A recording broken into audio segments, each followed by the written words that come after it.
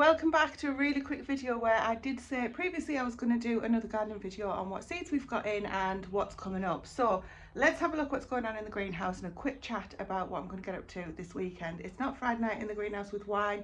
I don't have a glass of wine because it's actually Saturday morning, so that would be very wrong. Let's have a look in here first.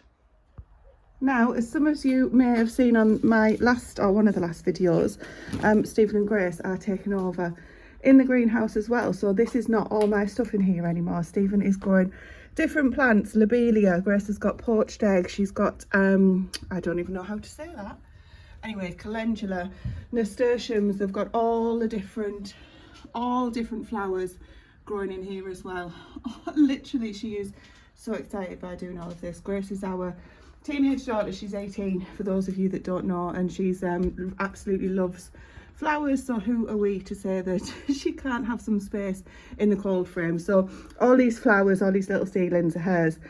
Mine, or ours, are the orange horizon. So these are the peppers that are doing really well. There's one down here that's not a happy bunny.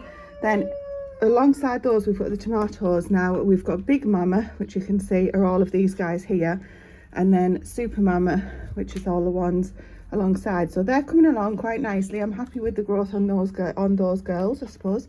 In here, which way does this go? Okay, so we've got aubergine. So these are the ones that Ali sent me, the seeds. Gretel, Hansel, Patio Baby, I think it is, and Fairy Tale. Put that back in there. Hey, stuff it.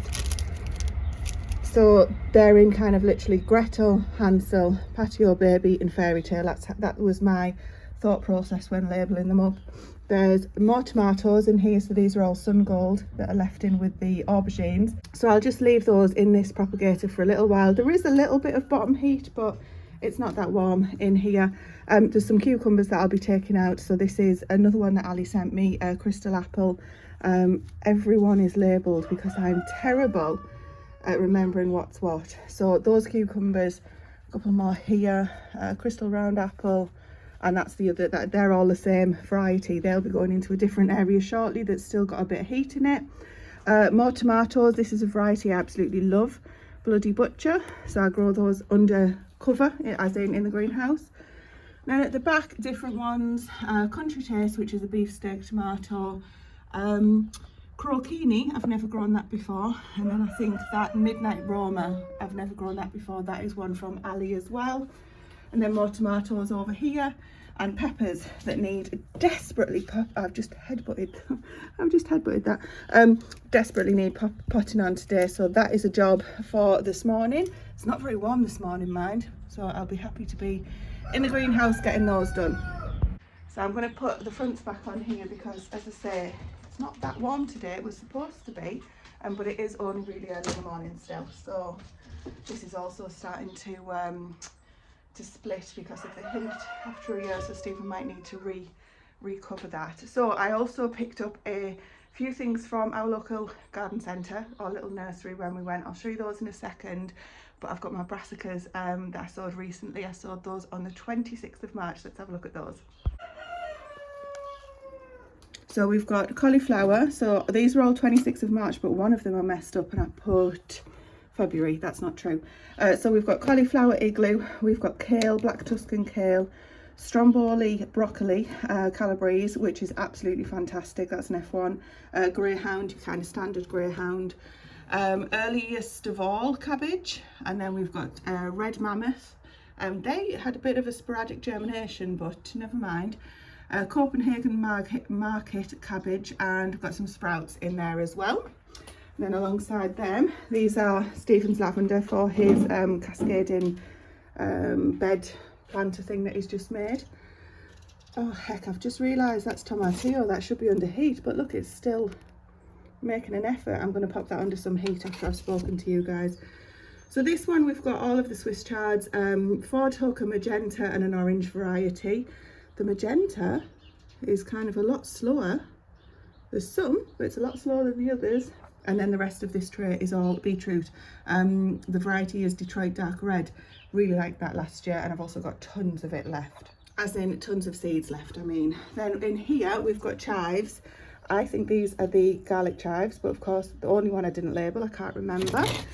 Along here, something else that needs taking care of. This is the walking onions, or top setting tree onions, you might call them. So they are doing fantastically. Calendula, this one at the front is Stevens. I mean, they're all going in the same ground, but just so you know whose is whose. The calendula that I'm using for skincare and things like that, this was the early sown stuff. So that's at the back. And these, where are, I can never remember how, broad beans, how do you say that? Okay, that's how you say that, thank you, no idea. They are going in, I'm going to show you in a second what's happening with those, but they're going out today. And then I've got all of my leeks, different varieties. I've got Musselburgh.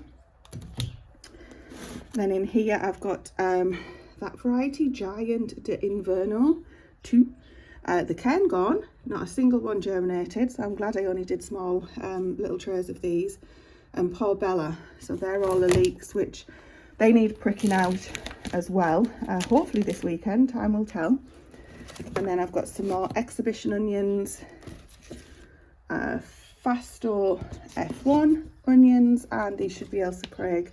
Yeah, so I've literally just gone through our onions from last year to see how many we've got left, to sort of see us through the next few weeks. And Ailsa Craig lasted fantastically. The exhibition ones were amazing. They were the really big ones, but as people have sort of suspected, they probably wouldn't last as long. They don't last as long as the Ailsa Craig, but they still lasted a hell of a long time.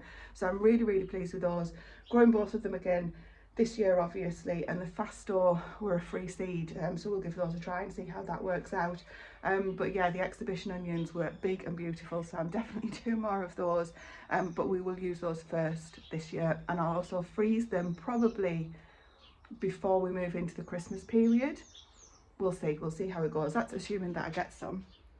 Then we've got the Thai basil. So Ali is the basil queen. She sent me all different seeds, as you can tell from the different ones I've got on here. This is your standard basil. How do you say it? Is it Genovese? Is that right? Anyway, so I just put these in some terracotta pots. I love terracotta pots, and I hoped that it was going to be warm enough in here for them, and it seems to be. So there's another basil sown on the 22nd of February. And a couple of little, these have been potted on from this size cell. A couple of little holy basil. I wasn't too sure what that tastes like. Let's have a smell. I don't know, kill them by rubbing them.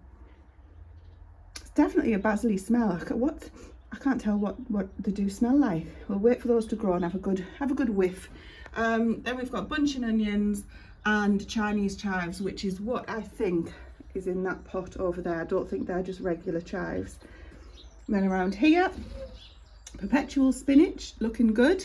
Badger flame beetroot, looking brilliant. Burpees golden, looking less than brilliant. They did the same last year, but they're really nice, so it's one of those ones. And then beetroot Lutz green leaf, I don't know how you pronounce that either, but they're looking really good, except for the burpees.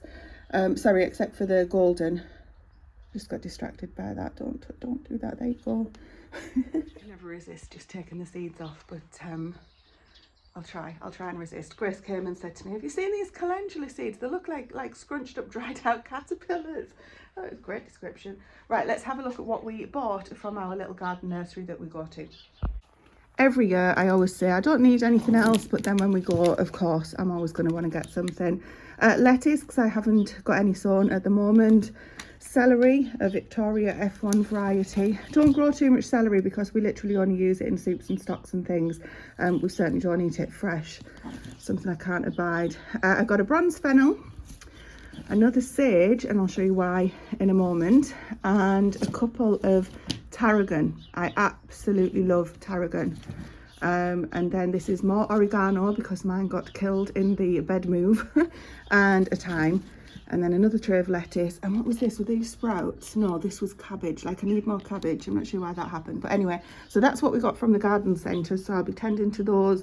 These can just stay in these pots for now. But I'll be pricking out the cabbage, the celery, and I'll show you what I'm going to do with the lettuce probably on the next video, because I'm just doing a quick roundup on this one. I forgot to show you these at the back. These are my sweet peas. So that's just a sort of a mix. And this one here is Great Expectations in the back there. Around here, careful where you're standing, are all of the cucumbers. So that's where I'm going to put the other ones that I've just showed you in with these. There's also my outdoor tomato, outdoor girl tomatoes just starting to come through in here. I hope they come through well because I really like those growing outside. And we've got some jalapenos. I'm actually going to put the lids back on because it's, like I say, so much colder than I anticipated. Oh, do it with one hand. So they probably need to stay a little bit warmer than what they are actually.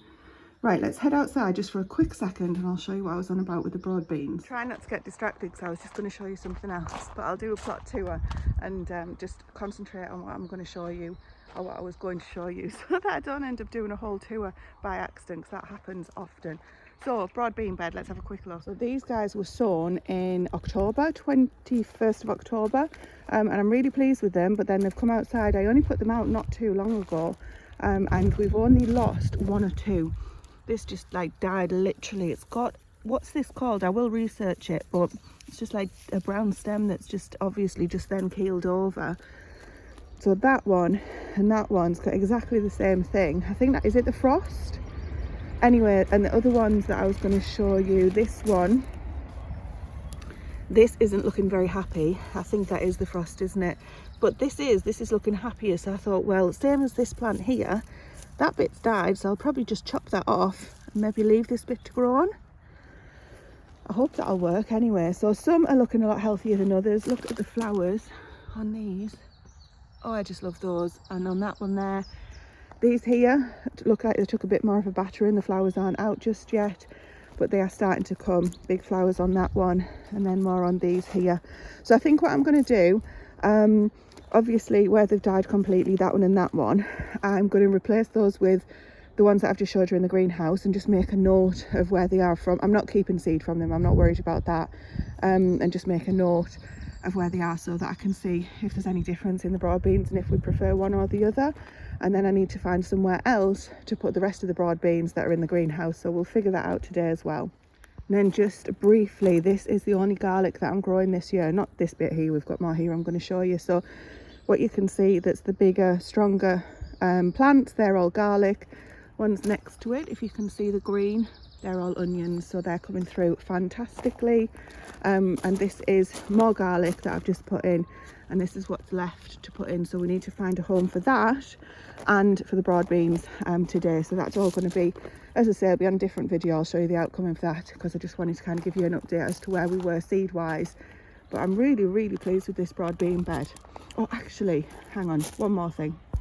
As I say, I'm not going to get too distracted and do a plot tour.